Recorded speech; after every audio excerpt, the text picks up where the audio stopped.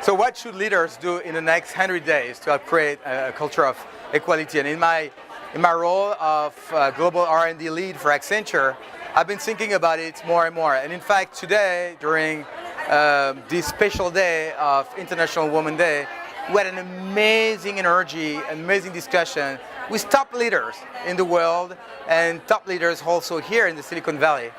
And I've been thinking about this for several months already. Our people in the labs are just amazing people.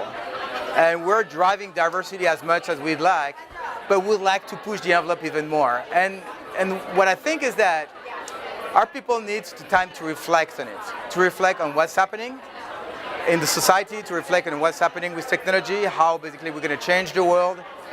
And so here's what I think. I think maybe we need to sit down, back off, and then maybe take the time to reflect on it. So here's what I'd like to suggest. I would like to take a day off, and it's not a day off, it's a day of thinking that we will do on a quarterly basis in our lab.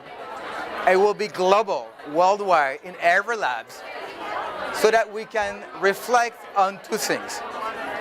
Number one, how we drive more inclusivity and diversity within our lab to create the A team. I have an A team, I want to make an A+ team. Number two is that because technology is thriving, it's changing the world, it's changing society, how we can push the boundaries, how we connect with the right leaders to really use the technology to make a better world. What can we do, and how the lab of Accenture can be impacted in this? Because at the end, it's all about the legacy you leave. So I've been thinking about it. Let me think about that one more time, but I think we're going to come up with something very concrete. Thanks.